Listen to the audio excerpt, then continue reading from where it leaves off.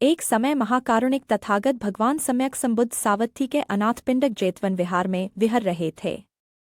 वहीं की एक घटना जहां पर एक सोपाक नाम के बालक का परिवार रहता था। सोपाक के पिता चांडाल का काम करते थे।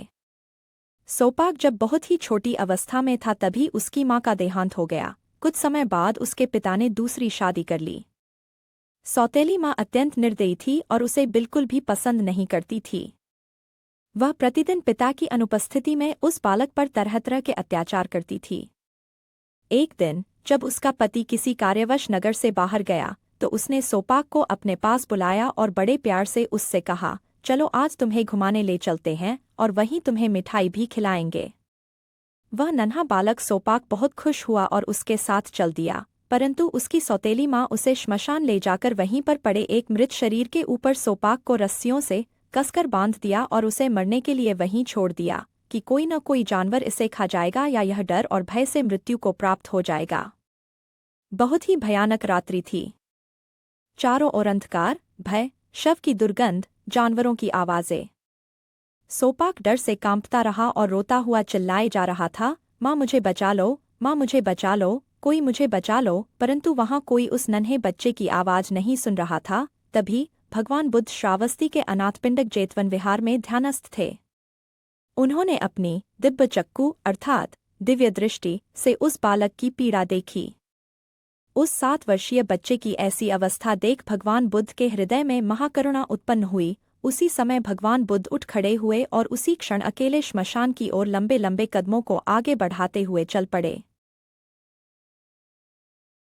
जब भगवान बुद्ध वहां पहुंचे, उनका तेज और आभा अंधकार को चीरते हुए चारों ओर फैल गई।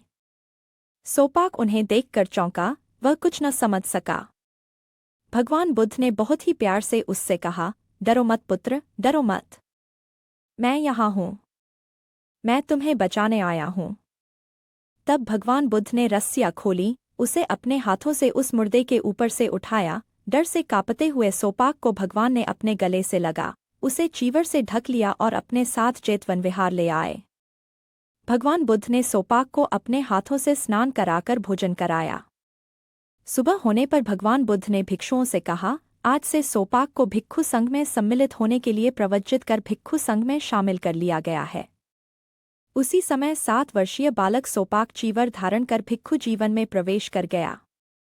उसने गंभीर अभ्यास किया, ध्यान साधना की और शीघ्र ही आर्हंतत्व को अर्थात निर्वाण प्राप्त कर लिया। सोपाक ने जीवन के प्रारंभ में ही अत्यधिक दुख भोगा, परंतु धम्म में आकर उसने परम शांति को प्राप्त कर लिया। भगवान बुद्ध ने भिक्षुओं से कहा, जो बालक मृत्यु के द्वार से लौटा और धम्म में जागा, वह हाण ज्ञान का प्रतीक है। सोपाक की उपसंपदा पहले संघ में शामिल होने के लिए शरणागमन उपसंपदा होती थी, परंतु भगवान बुद्ध ने सर्वप्रथम नत्ति चतुर्थी उपसंपदा सोपाक को देते हुए कहा, अब से नत्ति चतुर्थी अर्थात 4 प्रकार के कारणों से ही अर्थात उपसंपदा कर्म उपसंपदा दी जाएगी। यह कार्य भगवान बुद्ध ने सोपाक को सौंपा। मत्ती चतुर्थी अर्थात 4 प्रकार के कारण हैं। पहला, बद्ध सीमा अर्थात एक निश्चित जगह होनी चाहिए। दूसरा, धम्म ज्ञान होना चाहिए। तीसरा, शीलों का ज्ञान होना चाहिए और चौथा, प्रज्ञा का ज्ञान होना चाहिए। इस प्रकार उपसंपदा कराने के लिए कम से कम 4 भिक्षुओं का संग होना आवश्यक है। उसी समय भगवान बुद्ध ने एक नए विनय कर्म की शुरुआत सोपाक की उपसंपदा से ही शुरू की। इस प्रकार से वर्तमान समय में थेरवाद में जो उपसंपदा कर्म किए जाते हैं, उस नत्ति चतुर्थी कर्म पर आधारित उपसंपदा के गुरु सोपाक ही हैं।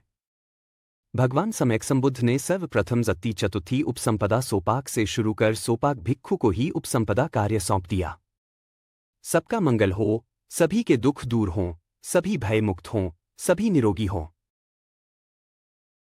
अभी आपने थेर गाथा से सोपाक नाम के थेर की कहानी सुनी। आप कमेंट बॉक्स में लिख के जरूर बताइए आपको ये कहानी कैसी लगी। अभी आपने थेर गाथा से सोपाक नाम के थेर की कहानी सुनी। आप कमेंट बॉक्स में लिख के जरूर बताइए आपको ये कहानी कैसी लगी।